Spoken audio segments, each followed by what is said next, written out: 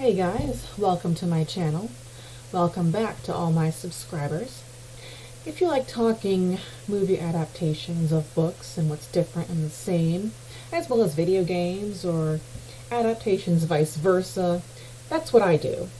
So please subscribe and turn on all notifications and you'll get all my weekly uploads.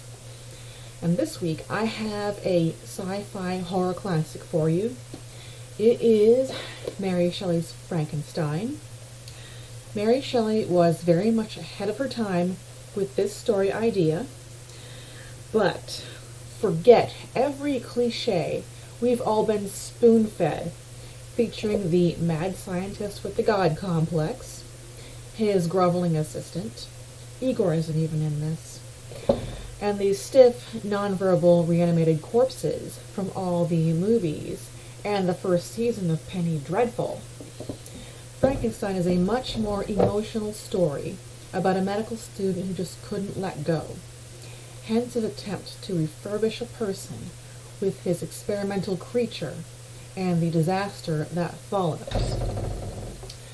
What the classic story from 1818 and this movie from 1994 share is that deep emotion and the upbringing of Victor Frankenstein, how he was raised among foster children and adoptive children, one of which became his fiancée in adulthood, and how losing his mother broke him, and he vowed to figure out a way to supersede death, leading to his first experiment, a refurbished person with broken parts replaced, then jump-started with electricity, and how quick he was to dismiss his first creature as a failure and just turn his back on it, and his accountability to it as a living person.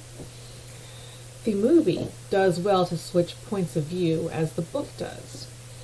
First, we get Victor's point of view with his life and his aspirations. Then we get his disappointment as the story changes hands over to the creature, who is now on his own. But this is also where the book and the movie go in separate directions. In the book, the creature takes shelter with a farming family and helps with their heavy lifting while they teach him to read. In the movie, he observes the family by watching, while hiding in their tool shed, and learns how to interact with people that way. His abilities to read, speak, and even play music are like innate muscle memory, contributed by each individual that he is comprised of. But how he can do this without any instruction is how he comes to understand that he is a patchwork individual.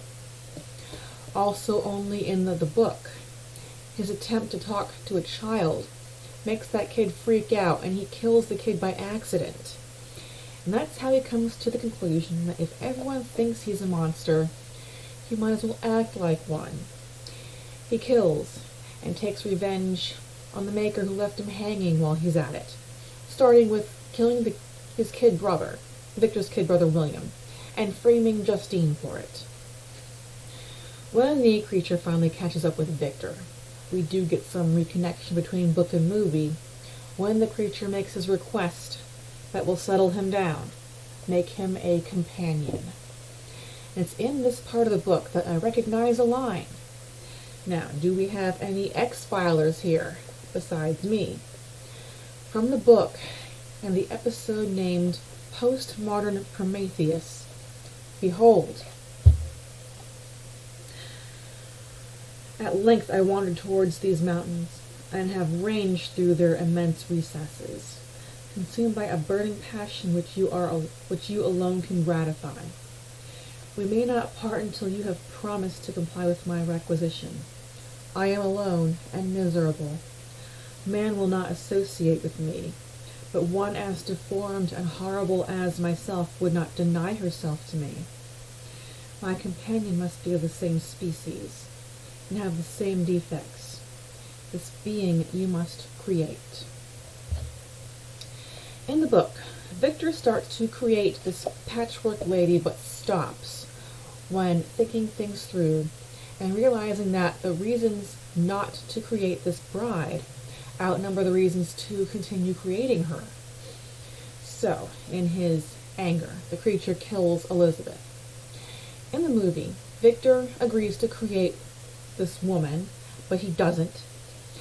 So the creature fulfills his threat to be with him on his wedding night after his was denied. And he, in true sci-fi horror cliche glory, he kills Elizabeth by ripping out her still beating heart. And Victor, still being unable to let go, brings the bodies of Elizabeth and Justine to his lab to bring his wife back. It isn't at all in the book, but it is a clever segue into The Bride of Frankenstein. The creature assumes that this Elizabeth, refurbished with Justine's body, is to be his lady. Victor tells him she is not, and they both beckon to her like she's a pet, and she revolts. Her next move makes the bold statement that Victor should learn to let go, and that the creature shouldn't be. She crushes a kerosene lamp over her head, and goes full Human Torch all over Victor's lab before falling to her final death. The book and movie come back together as Victor and the creature continue their cat and mouse game that takes them all the way to the frozen wastes. The book ends really with no end to said cat and mouse game, just continued antagonism and revenge and pursuit. The movie ends with Victor dying, and the creature joining him in a funeral pyre. And that concludes Mary Shelley's Frankenstein. Thank you so much for watching. Please leave me a comment and smash the like button, and I'll see you back next week for Thinner.